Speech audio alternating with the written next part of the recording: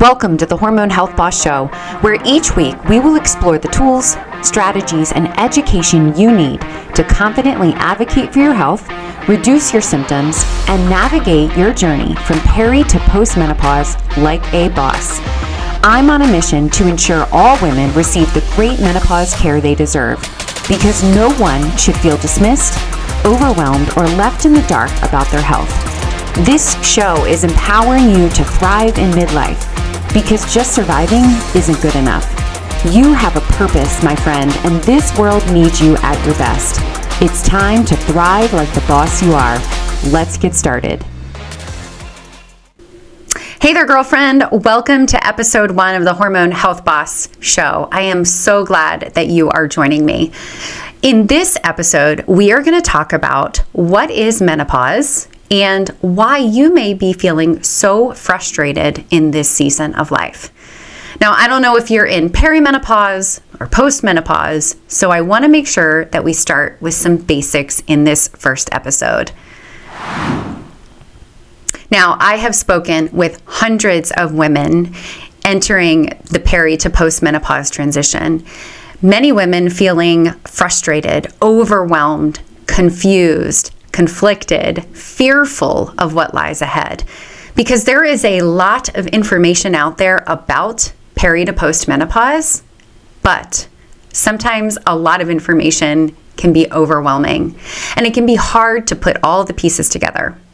Maybe you have visited your doctor and discussed your symptoms only to be dismissed or told that your symptoms are a normal process of aging or due to stress. Maybe your doctor doesn't want to test your labs, or your labs are all normal. That can be frustrating. As women, we intuitively know when something is off in our bodies. And when our labs come up normal, that is frustrating because we know something isn't right. It can feel like a crazy roller coaster and like you're spinning out of control. I want you to know that your symptoms are real. They are not in your head. And just because your labs are normal does not mean that you're not experiencing symptoms of hormonal decline. So here's the good news. There are steps you can take and strategies that are helpful in midlife that are going to help you reduce your symptoms and take control. And that's what this entire show is all about.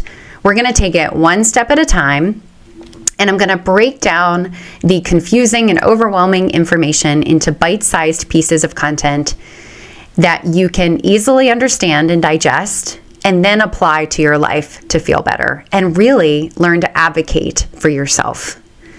So what is menopause anyway? Let's start with the basics. Menopause is a natural biological process that happens when our hormone production ceases as our egg supply diminishes. Now, every woman is going to experience menopause at some point in her life, whether that happens from a natural progression of this decline in our hormones, or it happens due to surgery or medication or chemo or radiation. So we're all going to experience it. In fact, over 1 million women in the United States go into menopause each year. Menopause is not a season. It is one day in history that it has been 12 consecutive months since your last cycle. So it's not a season like we thought. It is one day, and everything that occurs before that one day is perimenopause, and everything that occurs after that is post-menopause. Now, in the US, women are hitting that one milestone day between the ages of 45 and 55, with the average being age 51. So what is perimenopause? Well, that is the transitional period between our regular cycling days and that cessation of hormone production in postmenopause. And symptoms can begin 7 to 10 years before your last period. So let's do the math on that. If you hit menopause at age 45, you could begin to experience symptoms at age 35. And guess what? I don't know about you, but when I was in my mid-30s, I wasn't thinking about menopause. I wasn't thinking about midlife or hormones. I was in denial that I was in midlife, right? And I was really busy taking care of everybody else around me.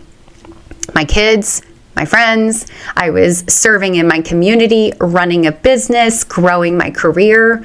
I wasn't thinking about how I was feeling or what my hormones were doing. So perimenopause often catches women off guard because it happens a lot sooner than we think. It can also be frustrating because we visit the doctor and share our symptoms with them, and they say, well, you're still getting a period, so you're not in perimenopause. Or you're too young to be in perimenopause. But the truth is, the symptoms can occur early. So what are some common symptoms of perimenopause? In the earlier stages, we can see mood disruptions, sleep disruptions, new or worsening anxiety, fatigue. And so those symptoms are often blamed on having a full plate and being really stressed out.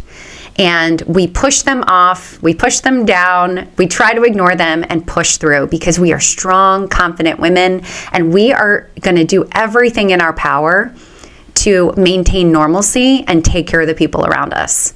So we kind of push the symptoms off, we brush them off, downplay them, or we medicate with some over-the-counter rescue medications to take care of the symptoms.